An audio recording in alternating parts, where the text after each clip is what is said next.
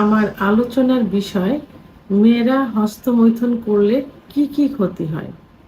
দেশের এবং প্রবাসের ভাই বোনদের প্রতি সালাম। আসসালামু আলাইকুম। আমি প্রভাষক ডাক্তার রিক্তা পারভিন, হোমিওপ্যাথি এবং আয়ুর্বেদিক চিকিৎসক। পুরুষ যেমন নিজেদের যৌন চাহিদা মেটানোর জন্য নিজের হস্ত দ্বারা মৈথুন করে বীর্যপাত করে, মেয়েরাও ঠিক তেমনি নিজের যৌন চাহিদা মেটানোর জন্য নিজের হস্ত দ্বারা মৈথুন করে বীর্যপাত ঘটিয়ে থাকে।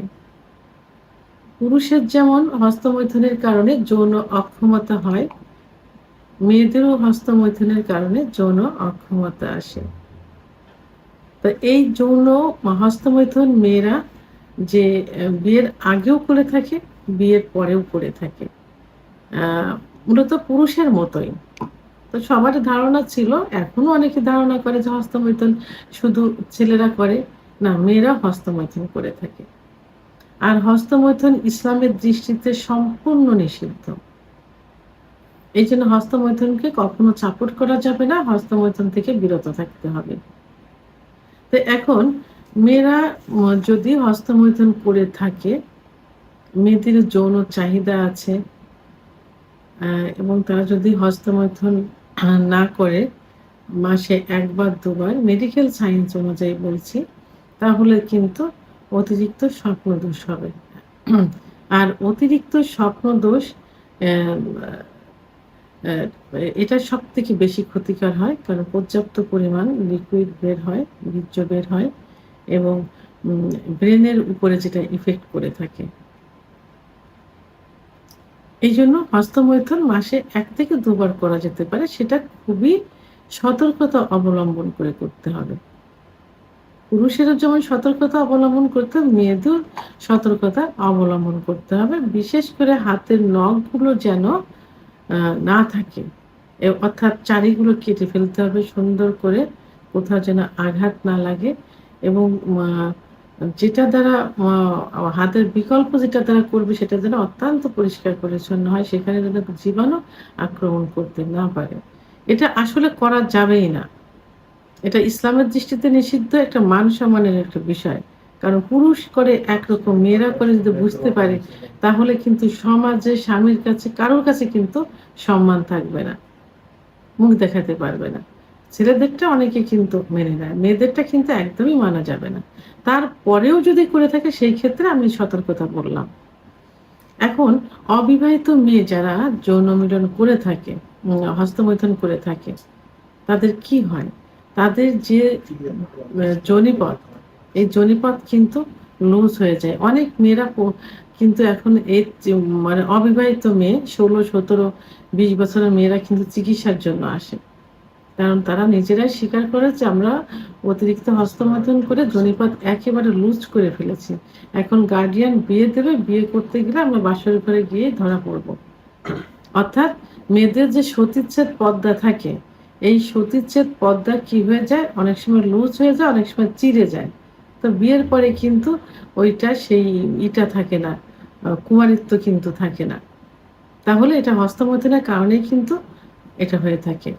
এখন হস্তমৈথুন করতে গিয়ে দেখা গেল যে যোনিপথের যে ওয়াল থাকে, সেই ওয়ালে কোনো রকম আঘাত লাগলো, হাতের নখ দ্বারা বা চারি দ্বারা আঘাত লাগলো, যে কোনো আঘাত লাগলো, পর্যাপ্ত পরিমাণ রক্তক্ষরণ হবে। তো সেই রক্তক্ষরণে কিন্তু রক্ত শূন্যতা হয়ে যাবে, এদিকে খেয়াল রাখতে হবে। মহিলাদের যৌন উত্তেজনা উঠানোর জন্য যে প্রধান যে পয়েন্টটা থাকে, ক্লাইটোরিস, যেখানে অতিরিক্ত ঘর্ষণ দিলে, অর্থাৎ স্বামীর পুরুষাঙ্গ দ্বারা ঘর্ষণ দিলে কিন্তু যৌন উত্তেজনা আসে। সেই ক্লাইটোরিসে কিন্তু সেই যৌন উত্তেজনার যে অনুভূতিটা কিন্তু কমে যাবে। কি হবে? বিয়ের পরে যে এর প্রভাব পড়বে, তখন কিন্তু ওই সহবাসে গেলে সহবাসের ইচ্ছা থাকবে না, স্বামীর যৌন মিলন করার ইচ্ছা থাকবে না। ইচ্ছা না থাকলে তো অর্গাজম হবে না, অর্গাজম না হলে ওখান থেকে কামরাজ বের হবে না, ফলে যৌন মিলনে জ্বালাপোড়া অনুভব করবে, ব্যথা অনুভব করবে। তো ক্লাইটোরিসের এই অনুভূতি শক্তিটা নষ্ট হয়ে যায় হস্তমৈথুন করলে। অনেক সময় হস্তমৈথুন করতে গিয়ে দেখা যায় যে, যে জীবাণু থাকে যেটা দ্বারা হস্তমৈথুন করে অর্থাৎ নখ দ্বারা হস্তমৈথুন করলে অনেক জীবাণু থাকে। সেই জীবাণুটা জরায়ুর মুখে আ উম আ ইনফেকশন করতে পারে। এর প্রভাবে কিন্তু জরায়ুর মুখে সার্ভিসাইটিস হবে, জরায়ুর ভিতরেও ইনফেকশন হবে। অনেক সময় ক্যান্সারও কিন্তু হয়ে যেতে পারে। এটা অনেক মহিলাদের ক্যান্সার হওয়ার পিছনে অনেক কারণ থাকে। আমরা কিন্তু অনেকে জানতে চাই না বা কেউ জানে না। এই যে হস্তমৈথুন এটা কিন্তু লুকায়িত থাকে। কেউ অনেকেরই ধারণা যে মেয়েরা হস্তমৈথুন করে না। কিন্তু জরায়ু ক্যান্সার হওয়ার পিছনে কিন্তু এই হস্তমৈথুন অনেকটা দায়ী থেকে থাকে। মেয়েরা হস্তমৈথুন করলে পরবর্তীতে বাচ্চা নিতে সমস্যা হবে। কারণ ডিম্বাণুটা সঠিকভাবে নির্গত হবে না বা তৈরি হবে না। কারণ হস্তমৈথুন করলে মাসিক ক্লিয়ার হবে না। কারণ ও তো ইনডাইরেক্ট ভাবে ভিতর থেকে আ আসছে না। কামরস আসছে না বা লিগ্যাল ওয়েতে না বা ওখান থেকে বীর্যপাত লিগ্যাল ওয়েতে হচ্ছে না। যে কারণে কি হবে পিরিয়ডটা ক্লিয়ার হবে না। পিরিয়ড ক্লিয়ার না হলে ওখানে আ ওভারিয়ান সিস্ট হবে, পিসিওএস হবে এবং ওখানে ডিম্বাণু সঠিকভাবে তৈরি হবে না। যে কারণে বন্ধ্যাত্বে পরিণত হবে। আর আ ও হস্তমৈথুন যদি মেয়েদের নেশায় পরিণত হয়ে যায়, ছেলেদের তো একরকম বাইরে থাকে, বন্ধুদের সঙ্গে থাকে, ভিতরে থাকে, একটা রুমের ভিতরে থাকে। আর মহিলারা কিন্তু সংসার করে। তো যদি হস্তমৈথুন নেশা হয়ে যায় তাহলে সংসারের প্রতি কোনো টান থাকে না। কখন স্বামী বাইরে যাবে, কখন শ্বশুর-শাশুড়ি যাবে কি বাবা-মা যাবে, কখন একা একটা সময় পাবো, এই সময়টা খুঁজতে থাকে। যে কারণে ফ্যামিলির সঙ্গে সম্পর্ক নষ্ট হয়। আবার স্বামীর সঙ্গেও সম্পর্ক নষ্ট হয়ে যায়। স্বামী ই আছে, স্বামীকে বাদ দিয়ে সে মৈথুন করে বীর্যপাত ঘটাচ্ছে। এতে স্বামীর সাথে সম্পর্কের অবনতি হবে এবং স্বামী বুঝতে পারলে সংসারে অশান্তি হবে। অনেক সময় কিন্তু ছাড়াছাড়ি হয়ে যায়। স্বামী যদি বুঝতে পারে যে তার ওয়াইফ হস্তমৈথুন করে থাকে। মহিলাদের তলপেটে ব্যথা অনুভব হবে। হস্তমৈথুন করার পরে যেহেতু বীর্যপাতটা কি ভিতরে কামরসটা ওইভাবে আসছে না। যেটা স্বামী-স্ত্রী সহবাস করলে হবে। যে কারণে অনেক সময় তলপেটে ব্যথা অনুভব হয় এবং হস্তমৈথুন করার কারণে যে ছত্রাকের আক্রমণ ঘটে।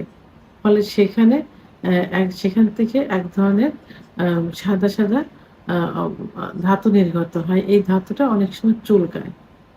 আর এটা হস্তমৈথুন করার পরেই কিন্তু এটা হয়ে থাকে। ছত্রাকের আক্রমণের কারণে এটা হয়ে থাকে। ওই জায়গায় চুলকানি হয়, সাদা, সাদা পড়িয়া যায়।